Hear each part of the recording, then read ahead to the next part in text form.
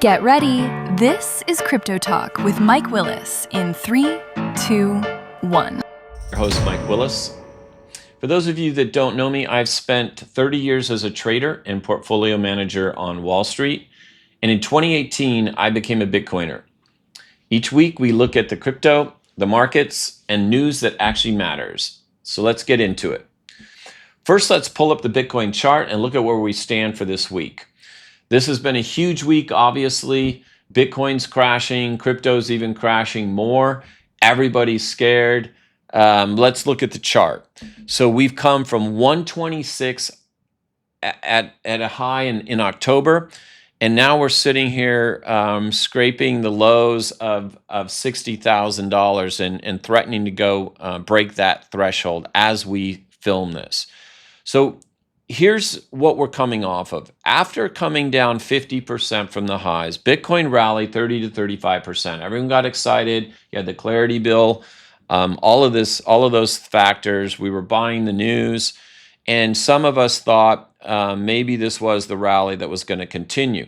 However, technically speaking, the fundamentals supported a rally, but the technicals are mirroring exactly what happened in the 2021 run-up subsequent to the 2022 crypto bear market. And if you look at this, if you look at the head and shoulders pattern, literally almost identical on the upside and on the downside, other than it's happening quicker this time. And last time it happened, it was more of a U-shaped valley. But the U-shaped valley took anywhere from 6 to 12 months, wherever you want to say it started. And right now we're dealing with a 4-week pullback here. We lost almost 30% just in the last couple of weeks. So this hurts. Now let's zoom in on the 7 key data metrics for the week. So none of us need a reminder. This type of price action hurts. But let's zoom in on the 7 key data metrics that I like to look at from a fundamental aspect. So price now is 60 to 63,000. Market cap has gone down below 1.3. We're about 1.2 right now. Daily volume is spiking. If you remember, 2 weeks ago, we were about 28 billion. Last week, we're about 48 billion. Now we're at 67 billion. And after you factor in today, I'll bet it's a whole lot more. Sats per US dollar, 1,500 about now. We've minted about 20 million coins, only 1 million left. Sats per block per transaction has been running anywhere from 1 to 3 sats. So that's still staying frictionless. And in terms of Bitcoin transactions, we ran at 400,000 yesterday and a high in the last week of around 700,000. So Bitcoin dominance is still hovering about 57%. And what that number takes into account is the total market cap of crypto and how much of that is Bitcoin. And right now that's 57%. In my 30 years of trading, I can tell you the headlines are constantly changing. What you have to have is an investment strategy that works over the long term. I always like to ask, what's your crypto plan? Really, because most people don't have one. So keep that in the back of your mind as we look at the news for this week. Let's look at article number 1. Here is why the Bitcoin price is crashing and what to expect next. So this is what everybody's talking about. Everybody wants to know what's happening. Why is Bitcoin crashing? And I have to step back for a minute and tell you, as a trader, every time something crashes, people try to come up with reasons. I do think some of the reasons that are mentioned in this article are worth bringing to you, or I wouldn't have brought this. But keep in mind, in the end, nobody knows exactly why something drops. We try to attribute it to different market effects, but in the end, we're all guessing. But let me give you a couple insights from a couple Twitter feeds that I thought were worth looking at. The Bitcoin price has suffered a significant crash, falling from above the psychological 70,000 this week, just touching on 60,000 today. Crypto pundit Nobler cited why the leading crypto was crashing, while another analyst named Chiefly revealed what to expect next from Bitcoin. Both of these, I think, are worth bringing to you. So crypto pundit Nobler cited why Bitcoin was crashing, while analysts chiefly revealed what to expect next from Bitcoin, what we all want to know. So Bitcoin's dropping. Everyone's got to take two analysts worth actually listening to this week. In an X post, Nobler revealed that USDT issuer Tether was liquidating some of its BTC holdings, which was contributing to the Bitcoin price crash. He noted that this was the first time they had actually sold directly from their Bitcoin reserve wallet. So that's a pretty big deal. Tether selling directly from the reserve wallet, first time ever. That's not routine treasury management. That is a signal. So on-chain data showed that Tether moved 204 Bitcoin from its wallet to the Bitfinex exchange, sparking concerns of a sell-off. Tether is among a host of entities believed to have dumped BTC recently, sparking the Bitcoin price crash. In addition, the defunct crypto exchange Mt. Gox also transferred over 10,000 Bitcoin worth well over 700 million. 204 BTC from Tether, another 10,000 plus coins from Mt. Gox. The old ghosts keep showing up. Furthermore, Bitcoin ETFs are contributing to the massive sell-off in BTC, with these funds on a 12-day streak of net outflows. They recorded a net outflow of 500 million yesterday. During the last 12 days, there was also a day that was 700 million in outflows on May 27th. Furthermore, Bitcoin ETFs are contributing to the massive sell-off in Bitcoin, with these funds on a 12-day streak of net outflows. They recorded a $500 million outflow yesterday and as high as a $700 million one last week. So 12 straight days of ETF outflows.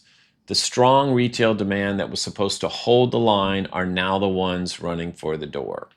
The Bitcoin price crash began earlier this week as Michael Saylor's strategy company revealed that it had sold 32 BTC.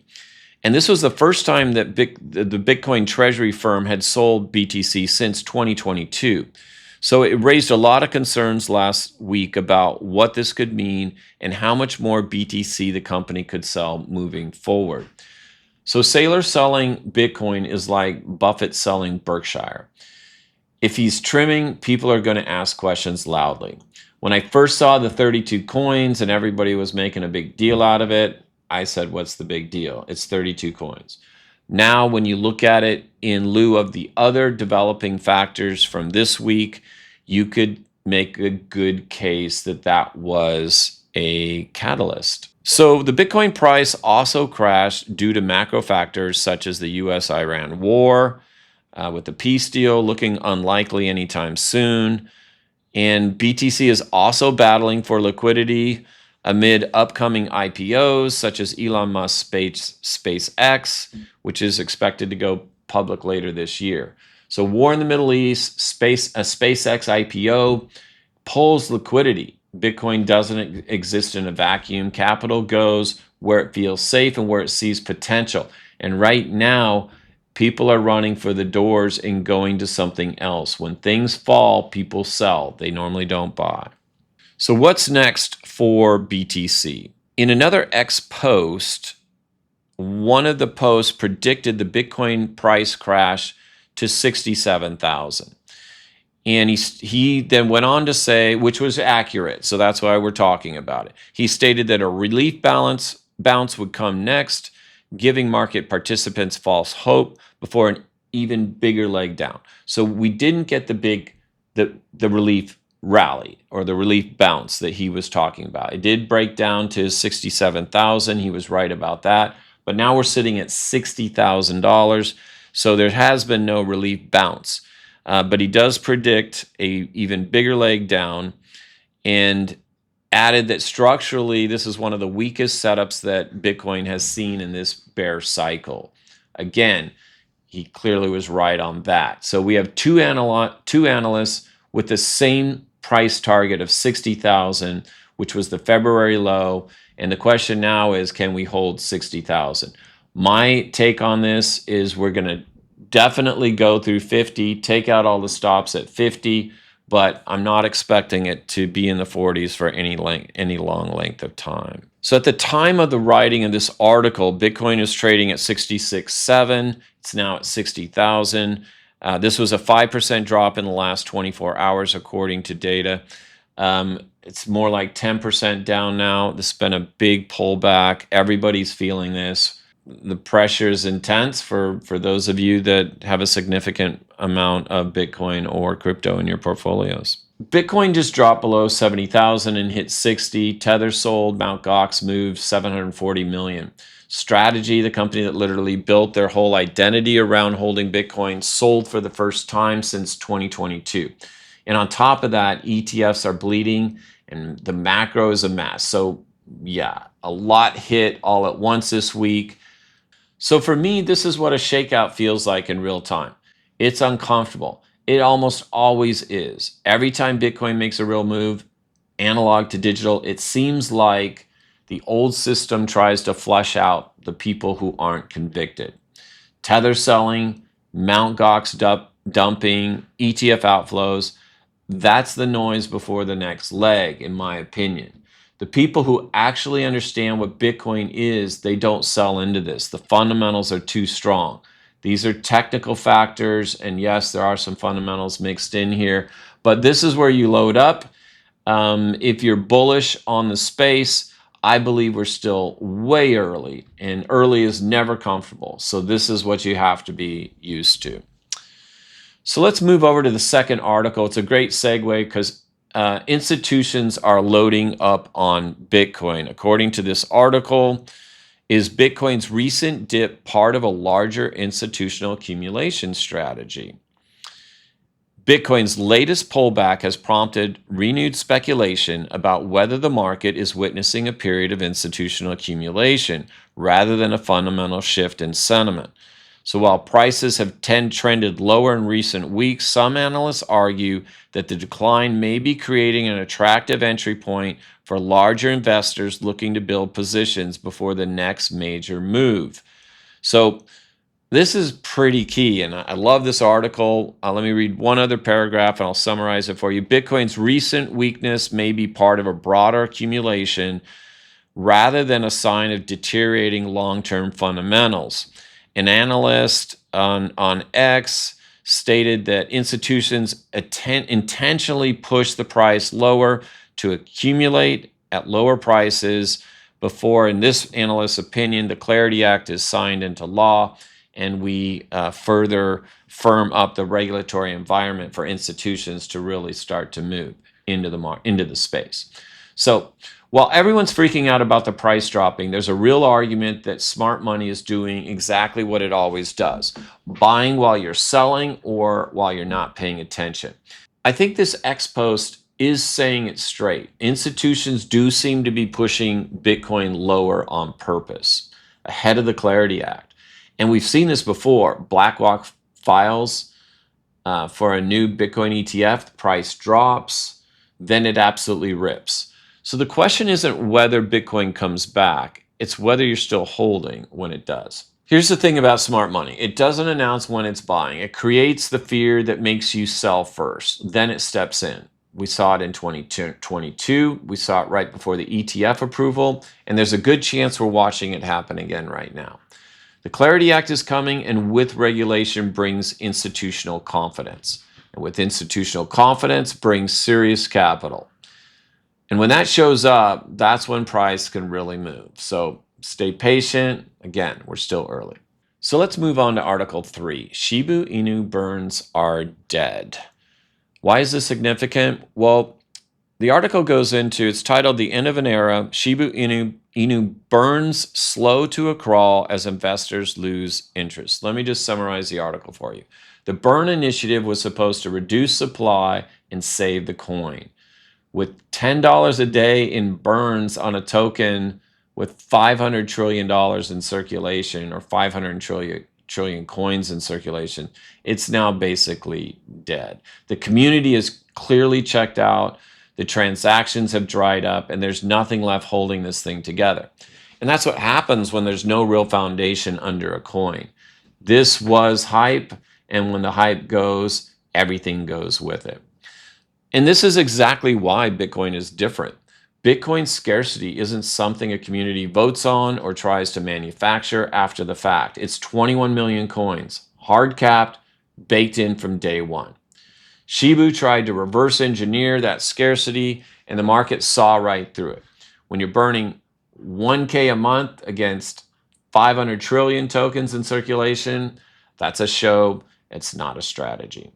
So those are the stories on my radar this week. Now let's go to the numbers. TradFi was up a point, up 1%, last month up 5%, and for the year up 28%. On the other hand, Bitcoin was down 13, down 17, down 39.